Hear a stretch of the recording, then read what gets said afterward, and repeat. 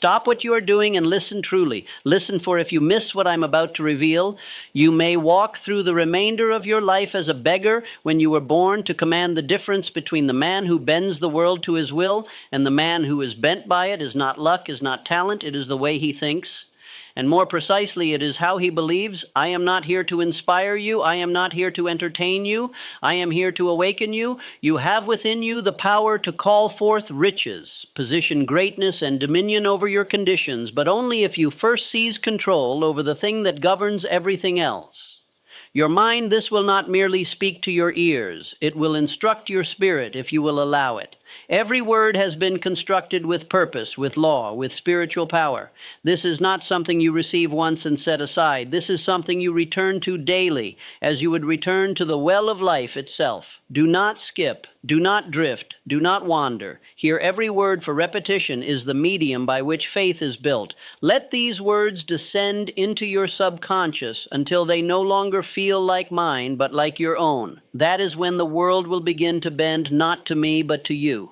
Now steel your mind, for when you think as if nothing is impossible, when you believe as if the result is already yours, and when you act as if the world must obey, it will the moment you accept this truth.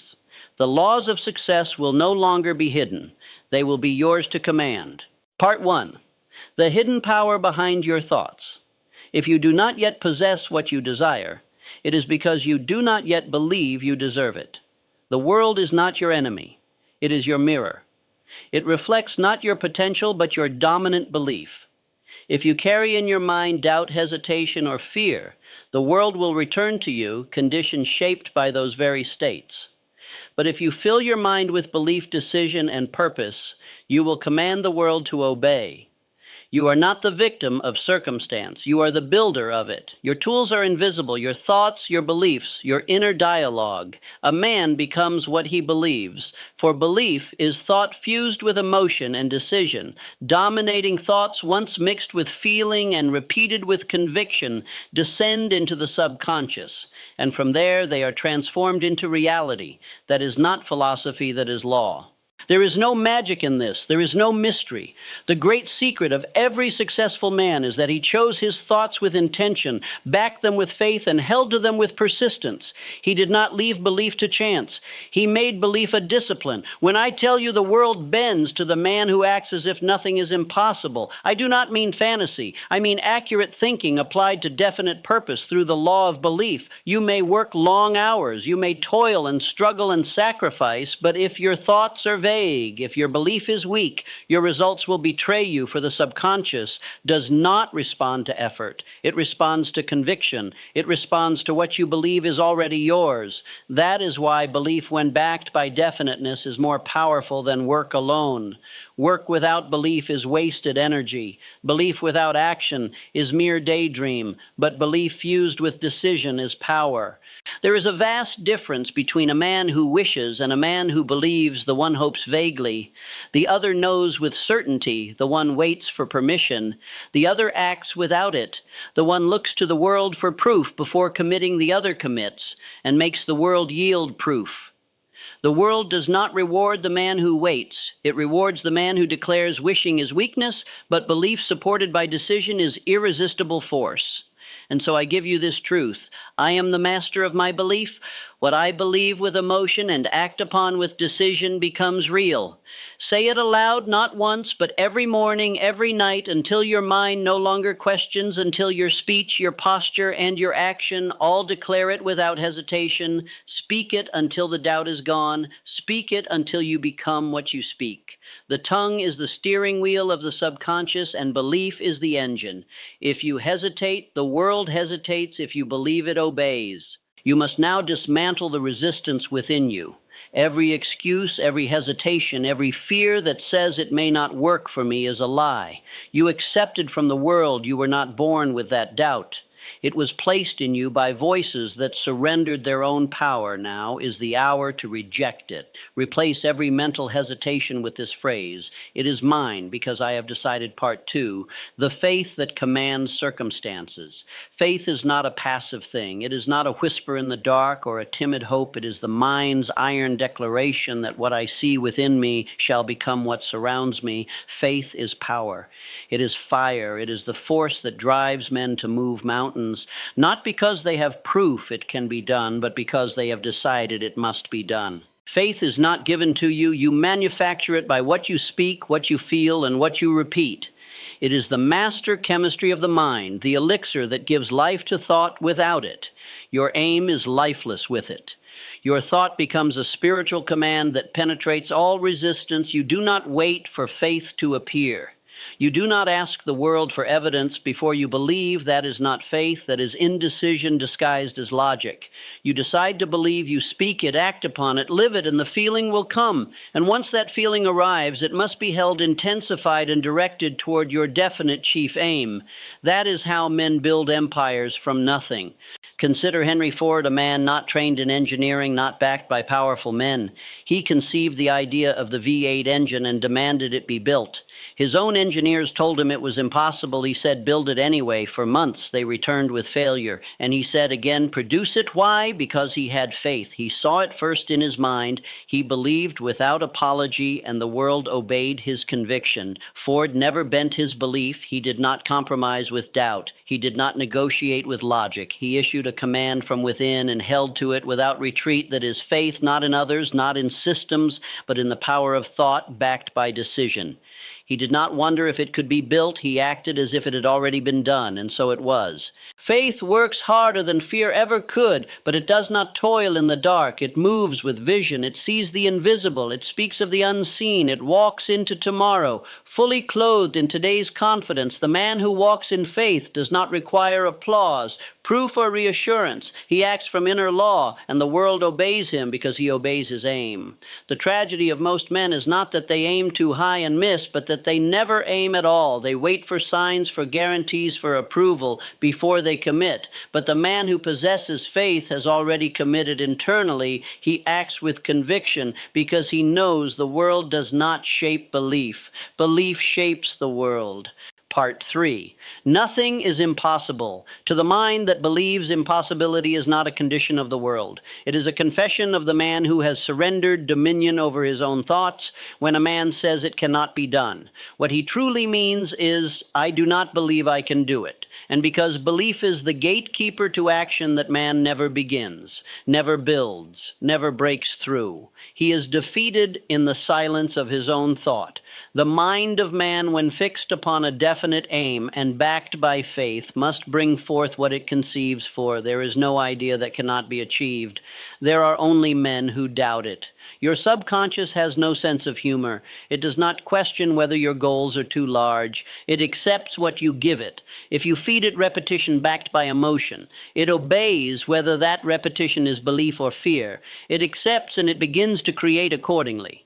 Consider Thomas Edison, the man who illuminated the world. He did not possess the most education or the greatest resources. He possessed one thing, and it was enough: a burning desire and an absolute belief that the light existed and must be brought forth. For 10,000 attempts, he met failure, yet he never accepted defeat. He said, I have not found failure. I have discovered 10,000 ways that will not work. And with each so-called failure, his belief only deepened. He acted as if the light was already his, and his mind found a way to make it real. This is not luck. This is spiritual law in motion. You may not be an inventor, but the principle is identical. If you hold your aim with the same intensity that Edison held his, and you believe in its arrival before the world sees it, the world will have no choice but to shape itself around your vision. You do not need 10 talents. You need one belief. And that belief, fused with persistence, will bend the world to your plan. Now, I must warn you, there are thieves of this power. They come in the form of the 6 fears: fear of poverty, fear of criticism, fear of ill health, fear of loss of love, fear of old age, and fear of death. Of these, the two most dangerous to the man of belief are the fear of criticism and the fear of poverty. The first paralyzes your expression. The second imprisons your imagination. But if you entertain these fears even for a moment, you interrupt the current of faith. So guard your inner world. Speak only that which reinforces your power. Declare the impossible as inevitable. Do not say, I hope. Do not say, I wish. Say, I am. Say, it is done. Say, this is mine, and act accordingly. Part 4. The mental ritual that changes reality. You do not attract what you want. You attract what you are prepared to receive, and preparation does not begin in your environment. It begins in your thoughts. The man who waits for circumstances to change before he changes himself will always be waiting, but the man who changes himself first commands conditions to follow. You must conduct yourself in thought, speech, and movement like the man who already possesses the result. Write your definite chief aim as if it is already complete. Do not say, I hope to become. Say, I am. Do not write, I wish to have right. I now possess. Make your words bold, definite, unshakable. Then read that statement aloud twice each day, once in the morning, once in the evening. Read it with emotion, with vision, with certainty until you believe it, and then read it more.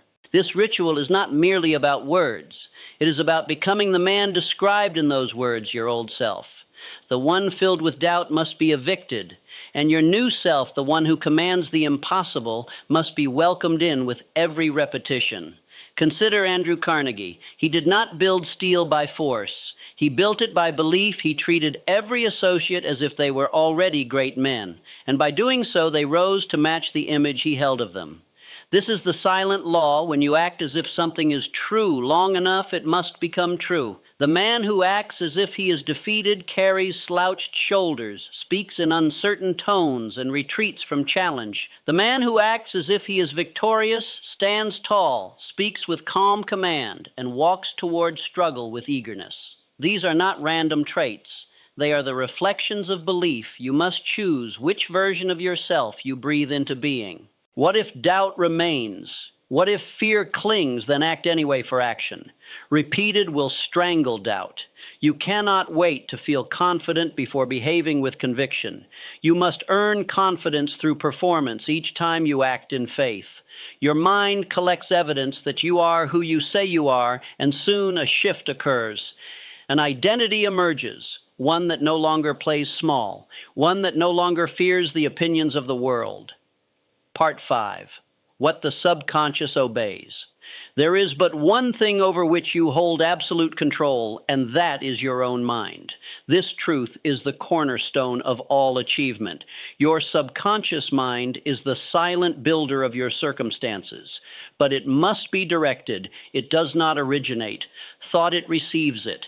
It does not distinguish between truth and falsehood. It acts upon whatever you impress upon it through repetition and emotional intensity.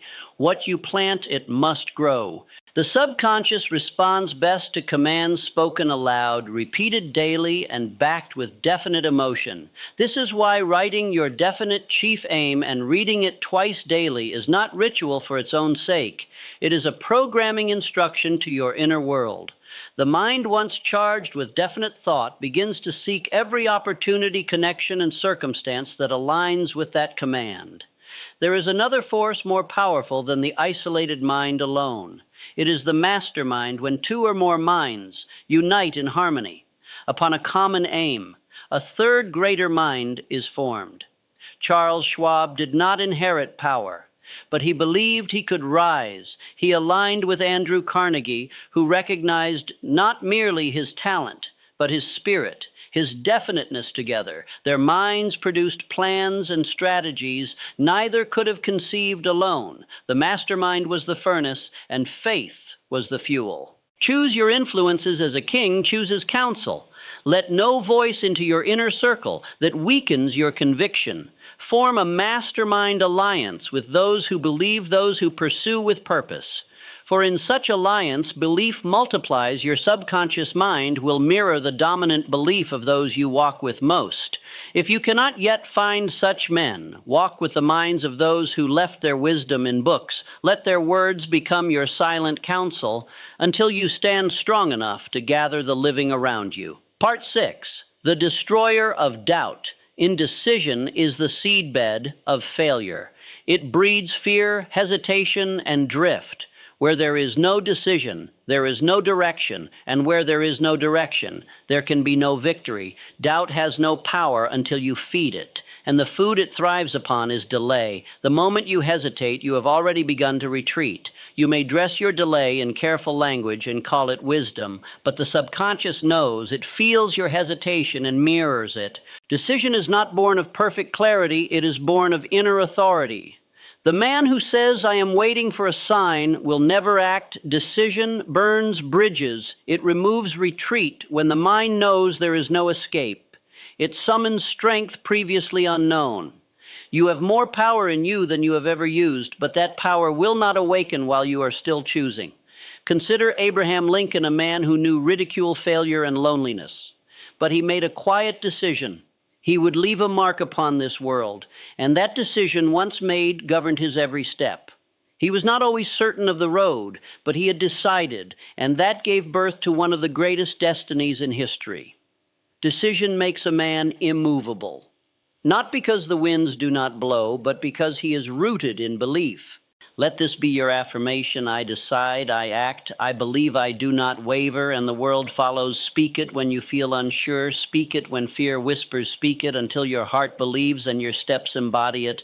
Failure teaches failure, refines, but doubt paralyzes. You must choose now. Will you be a man of waiting or a man of movement? When you look upon your definite chief aim, do not entertain questions. Do not wonder if you are worthy. You are part 7. Speak and walk as the person you are becoming. Your thoughts are commands, your words are blueprints, your movements are decrees.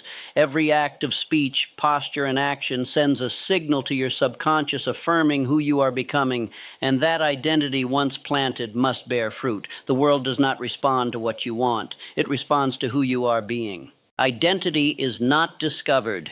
It is declared every morning. You rise, you are given the opportunity to assume not the role of who you were yesterday, but the role of who you are deciding to be. Speak only the language of the man who has achieved. Move like him, think like him, rise like him. There is a law for this cosmic habit force, the unseen power that takes repeated thoughts and actions and molds them into destiny. Do not wait for circumstances to confirm your identity. Lead them. Speak not as a man who is trying, speak as a man who has arrived. Do not say, "I will become," say, "I am." Your subconscious does not question it, obeys.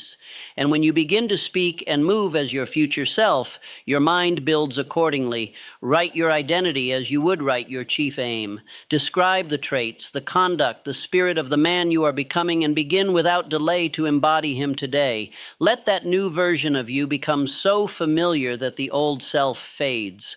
Repeat this final affirmation. I am what I have decided to become. I act as if nothing is impossible, because nothing is when I believe. Say it until your voice carries it with ease. Say it until your shoulders rise. Say it until your habits match your words. For the world will not be livid until you do. But once you do, there is no force that can deny. You begin this very day. Assume the identity, read your aims, speak your affirmations, act without doubt, reject fear, step into the role, and never again remove the crown from your head. This world will bend, not to the loudest, not to the richest, but to the most believing. Let that be you. Let that be the man you are now and forever.